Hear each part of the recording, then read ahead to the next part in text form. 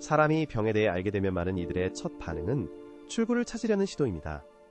의사들은 종종 병이 치유 불가능하다고 말하며 사람들은 그것이 당연하다고 생각하며 체념합니다. 하지만 포기는 해결책이 아닙니다. 병을 내면에 들이지 않고 몸에 자리 잡지 못하게 하며 불가피한 것으로 받아들이지 않는 것이 중요합니다. 불교 승려들과 마르쿠스 아우렐리우스 같은 고대 로마 철학자들은 우리가 병을 자신 일부로 받아들인다면 우리는 그 병에 우리의 에너지를 공급하는 것이다 라고 믿었습니다. 현대 심신의학 연구는 사람이 고통에 더 집중할수록 그 고통이 더 강해진다는 것을 확인합니다. 병은 에너지를 빨아들이는 뱀파이어처럼 작용합니다. 진단이 선고처럼 들리더라도 손을 놓으라는 뜻은 아닙니다. 모든 질병은 신체 내 에너지의 장애 차단입니다. 우리는 강력한 자원인 몸을 가지고 있습니다. 내면의 힘을 올바르게 이끌면 몸은 놀라운 일을 할 수 있습니다. 예를 들어 하버드 의과대학 연구는 시각화와 몸에 대한 의식적 작업을 실천한 환자들이 만성질환에도 더 빨리 회복된다는 것을 보여주었습니다. 도움이 될 수 있는 간단한 연습법이 있습니다. 방해받지 않는 시간, 예를 들어 이른 아침이나 늦은 저녁을 선택하세요. 눈을 감고 모든 생각을 버리며 몸에 집중하세요. 병이 있는 곳을 찾아보세요. 병을 어두운 반전머리나 등복부에 있는 에너지 덩어리로 상상하세요. 이미지가 명확할수록 좋습니다. 형태가 변해도 두려워하지 마세요. 그것은 정상입니다. 중요한 것은 질병과 공격적으로 싸우는 것이 아니라 내면의 에너지를 의식적으로 재구성하는 것입니다. 이것은 마법이 아니라 과학이며 신체에 숨겨진 예비력을 동원하는 것입니다. 자신에 대한 믿음과 체계적인 접근이 치유의 핵심 요소입니다. 이제 내면의 에너지 작업으로 넘어가겠습니다. 이것이 가장 흥미로운 단계입니다. 병이 있는 부위, 당신이 상상한 그 어두운 영역에 손을 얹으세요. 오른손이든 왼손이든 상관없으며 가장 중요한 것은 편안함입니다. 손바닥을 에너지의 전도체이자 질병에 영향을 미치는 도구로 상상하세요. 우리 각자 안에는 몸을 따뜻하게 하고 정화하는 살아있는 에너지 불꽃이 있습니다. 고대 로마인들은 내면의 불꽃이 바로 생명이라고 믿었습니다. 티베트 승려들은 추위 속에서 체온을 조절하기 위해 이 불꽃을 사용합니다. 현대 연구는 열을 시각화하는 것이 혈액순환을 촉진하고 면역체계를 활성화한다는 것을 입증합니다. 숨을 쉴 때마다 당신 안의 불꽃이 점점 더 강하게 타오르는 것을 느껴보세요. 이 불꽃은 뜨겁지 않고 부드럽게 몸의 모든 세포를 따뜻하게 합니다. 이제 이 불꽃을 병의 어두운 반점으로 향하게 하여 빛과 온기 치유의 힘으로 채우세요. 불꽃이 천천히 당신에게 다가와 몸을 감싸는 모습을 상상하세요. 병이 수축하고 녹아 가벼운 재가 되어 따뜻함 속에 녹아드는 것을 떠올리세요. 불꽃이 이를 잘하도록 도우며 아픈 부위를 살짝 문질러 효과를 강화하세요. 마음속으로 말하세요. 불꽃이 병을 태워 힘과 건강을 남긴다. 어두운 반점이 점점 작아져 완전히 사라지는 것을 느껴보세요. 몸 전체에 따뜻함이 퍼지고 에너지로 가득 차는 상태를 유지하세요. 충분한 따뜻함과 에너지를 느끼면 천천히 평상시 상태로 돌아오세요.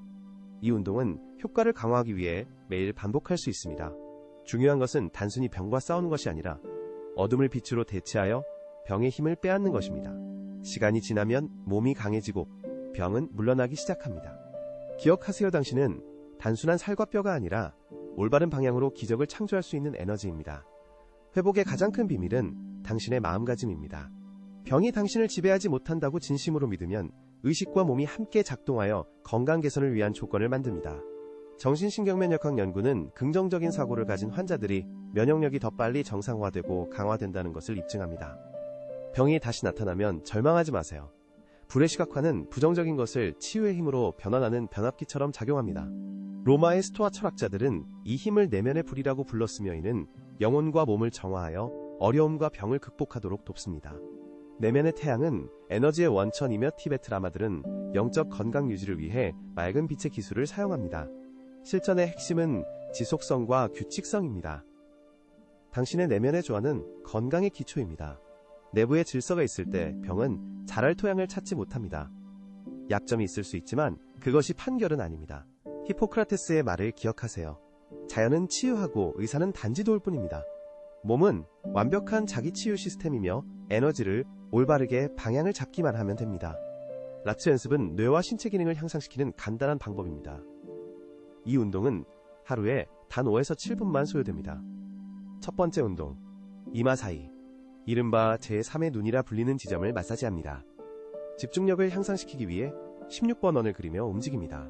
두 번째, 눈 주위를 부드럽게 원을 그리며 마사지합니다. 코다리부터 시작하여 양쪽 각각 16회씩 긴장을 풀어줍니다. 세 번째 운동, 입술에서 1cm 떨어진 입가의 점을 누릅니다. 16번 가볍게 눌러 소화를 활성화합니다. 네 번째, 동공 아래점을 원형으로 마사지하여 시력을 개선하고 부기를 완화합니다. 다섯 번째, 손가락으로 코다리에서 코끝까지 쓸어 내리고 목을 위에서 아래로 주무르며 호흡을 활성화합니다. 여섯 번째, 손바닥으로 얼굴을 위에서 아래로 쓸어내리며 근육이 이완되는 것을 느낍니다. 일곱 번째, 이마에서 뒤통수까지 두피를 마사지하여 뇌로 가는 혈류를 증가시킵니다. 손가락으로 부드럽게 16번 움직입니다. 이 간단한 동작들은 콘서트 전 악기를 조율하는 것과 같습니다.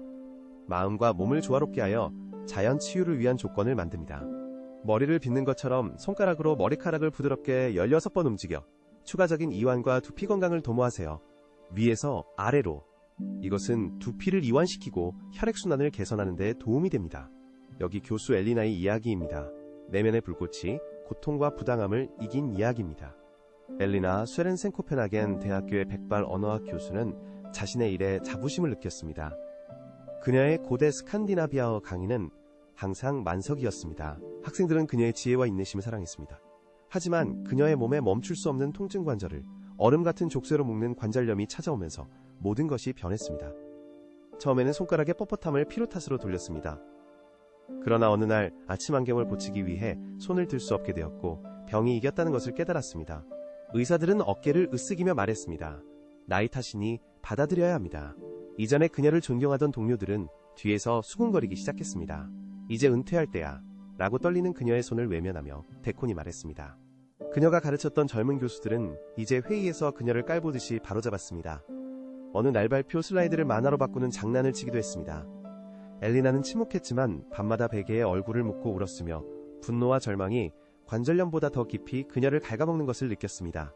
어느 날 오래된 기록을 정리하다가 티베트 승려들의 명상법에 관한 노트를 발견했습니다. 내면의 불꽃은 태우는 것이 아니라 정화하는 것이라고 적혀 있었습니다. 절망한 엘리나는 시도해보기로 결심했습니다. 매일 아침 출근 전에 창가에 앉아 눈을 감고 명상에 잠겼습니다. 엘리나는 황금빛 불꽃이 그녀의 아픈 관절을 타고 퍼지는 모습을 상상했다. 처음에는 단지 상상의 놀이처럼 보였지만 일주일 후 이상한 일이 일어났다. 손가락이 조금 더 자유롭게 펴지기 시작했다. 그때 그녀는 라츠 운동을 추가했다. 교수 휴게실 거울 앞에서 눈썹 사이를 16번원을 그리며 움직였다. 또한 강의 사이 휴식 시간에 입가의 점 16곳을 눌렀다. 동료들은 그녀의 이상한 의식을 보고 눈을 굴리며 의아해했다. 노파가 완전히 미쳤다고 그들은 말했지만 엘리나는 조롱을 무시했다. 그녀는 비꼬는 말을 검은 연기로 변해 사라지는 것으로 상상하며 태우는 법을 배웠다. 전환점은 학부회의에서 찾아왔다. 학장이 또다시 그녀의 말을 끊으며 그녀의 강의가 구식이고 시대에 뒤떨어졌다고 말했다. 익숙한 당황 대신 엘리나는 천천히 일어섰다. 평소 떨리던 목소리가 청중 앞에서 단호하고 자신감 있게 들렸다. 당신 말이 맞아요, 칼. 나는 당신 학생들이 아직 블록을 쌓고 있을 때 룬 문자를 가르쳤어요. 그녀가 말하자 강당에 놀라움이 퍼졌다. 하지만 제 연구가 빅누재단의 지원금을 받았다는 사실을 잊으신 것 같네요. 그녀가 덧붙이자 강당은 조용해졌다. 그날 엘리나는 등을 곧게 펴고 떠났다. 관절의 통증은 그녀의 결단력과 정신력 앞에서 물러나는 듯 희미해졌다. 반년 후 엘리나는 보슬라고르 회의에 초대되었다. 청중 앞에서 슬라이드를 넘길 때 그녀의 손은 더 이상 떨리지 않았다. 예전에 조롱하던 이들은 이제 조심스럽게 조언을 구했고 그녀는 그저 미소 지으며 자신의 비밀을 나누었다. 당신의 고통을 얼음이라 생각하고 당신의 의지를 태양이라 상상해보세요. 가장 단단한 얼음도 당신의 따뜻함 아래 녹을 것입니다. 라고 그녀는 말했다. 덴마크에는 햇살 좋은 날이 있다. 병은 완전히 사라지지 않았지만 감옥 같은 존재는 아니었다. 봄에 대학신문은 신경언어학과 고대 실천법을 결합한 엘리나의 새로운 방법론을 소개했다. 학장은 사과 편지를 보냈지만 엘리나는 그것을 벽난로에서 태워버렸다. 그녀는 불꽃이 종이를 재로 바꾸는 모습을 보며 자유와 자신의 삶에 대한 통제를 상징한다고 생각했다. 불은 그녀의 삶처럼 마침내 그녀의 것이 되었다. 이제 신성한 북소리와 함께하는 강력한 운동으로 넘어가자. 손바닥으로 귀를 막고 엄지손가락으로 펀치 지점을 찾아라. 이 지점들은 목과 두개골이 만나는 곳에 위치해 있다. 중국 의학에서는 이곳을 정신명료함의 문이라 여긴다. 공자는 이 자극이 마음의 평화를 가져온다고 말했다. 엄지손가락으로 16번원을 그리며 움직여라. 그 후 몇 초간 손바닥을 귀에 대고 있다가 손을 갑자기 놓으며 모든 걱정과 긴장을 떨쳐내는 상상을 해라. 티베트 승려들의 연구에 따르면 이 운동은 집중력을 향상시키고 정신적 긴장을 완화한다. 간단한 기법이지만 약간의 시간이 필요하며 놀라운 효과를 준다. 이들은 신체와 정신의 조화를 돕는 데에는 현대 신경과습성 연구로도 입증되었다. 가장 중요한 것은 각 동작에 주의를 기울이며 의식적으로 운동하는 것이다. 이 운동을 일상의식에 포함시켜보라. 며칠 후 집중력 향상과 명료한 사고를 느낄 것이다. 이것은 마법이 아니라 연습과 주의의 결과이다. 당신의 몸은 진심으로 당신이 보여준 관심과 보살핌에 감사하며 당신 존재의 모든 수준에서 지지와 보살핌을 느낍니다.